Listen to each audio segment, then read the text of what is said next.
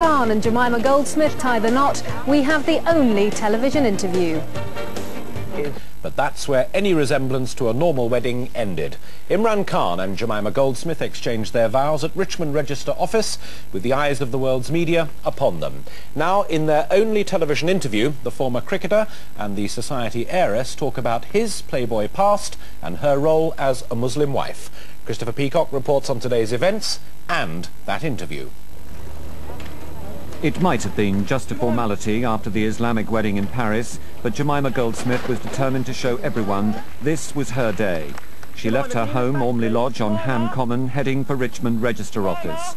Here she would legally become Imran Khan's wife in a 10-minute civil ceremony, shaking off a privileged lifestyle to become a Muslim wife who will live in Pakistan.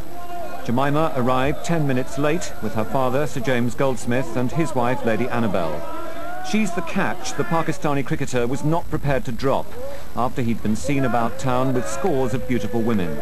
Jemima wore a long-skirted cream suit designed by Bruce Oldfield with a large brimmed hat, enough of a cover-up to satisfy Muslim traditionalists.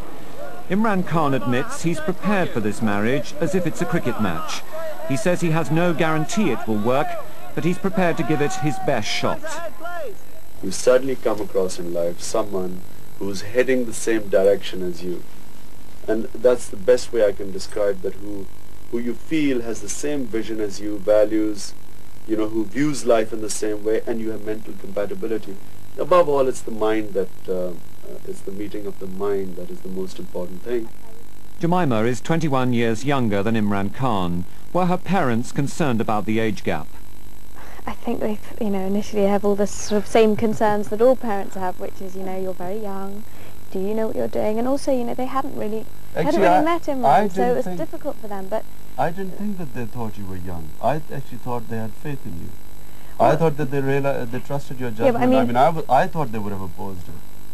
Yeah, I tell you, I was very surprised by their reaction. I thought there would be a much more negative response.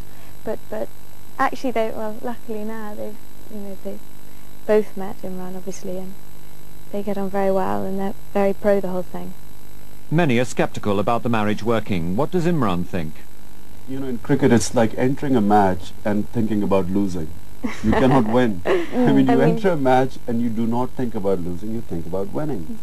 And so, how awful to enter a marriage and thinking about a divorce. But does he regret his Playboy image? I wish I was born an angel and I would never have committed a sin in my life, but I wasn't. I was born in a society where I was influenced by various heroes, pop stars, when I was growing up. I had a westernized education which removed me from Islam. And how does Jemima face the future as a Muslim wife living in Pakistan?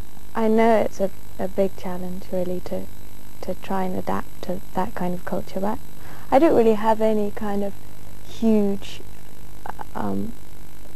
fears, because I've been there 3 times for a start, so I know to some extent what I'm going into. And so they left to face the future, and a new life half a world away from the clamour outside Richmond Register Office. All this and the media too for a cricket star getting married.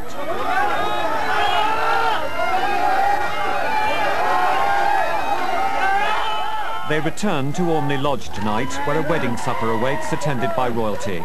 The photographs to be taken by Hello magazine for a fee of £100,000, payable to the hospital Imran Khan is building in Pakistan in memory of his mother. One photograph they won't get, the bride and groom toasting each other in champagne. That's forbidden by Muslim law. Jemima's new life starts here. In Richmond, this is Christopher Peacock for London Tonight. She's half his age, half Jewish, and wholly used to the privileged life of a billionaire's daughter. He's a Muslim, one of the world's sporting heroes, and tipped by some as a future leader of his country. Jemima and Imran seem miles apart. Liz Wickham examines the relationship of the new Mr. and Mrs. Khan. Since their romance became public, speculation was rife about their suitability and whether the half-Jewish party girl could bow under the yoke of a Muslim wife. Mona Bowens, Islamic herself, was first to cast doubt on the match, but since meeting the couple has changed her mind. they were so at ease with each other, and she's a very, very intelligent girl who's thought this through. So I would have to swallow perhaps a lot of my first reservations. Mona has given Imran and Jemima a copy of the Quran encrusted in mother of pearl, showing her faith in Jemima's conversion to Islam.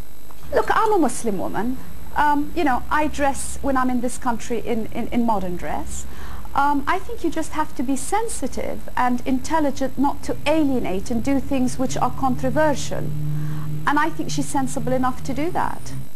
Sunrise Radio Network. But away from the rarefied atmosphere of international society, on local radio in Southall, the wedding merited only a mention on the news. Former Pakistani cricketer Imran Khan and heiress Jemima Goldsmith. And out on the streets, opinions varied. I'm not really bothered about it. Well, important to him, not to us. Good luck to them both. There's nothing wrong with marrying him. I don't think he's having any double standards. I wish them best of luck. All there is. But if the two communities were looking for a cultural melting pot, they couldn't have created a more beautiful one than today's happy couple. This is Liz Wickham for London Tonight. And the official reception party begins at 8. It'll end a remarkable day.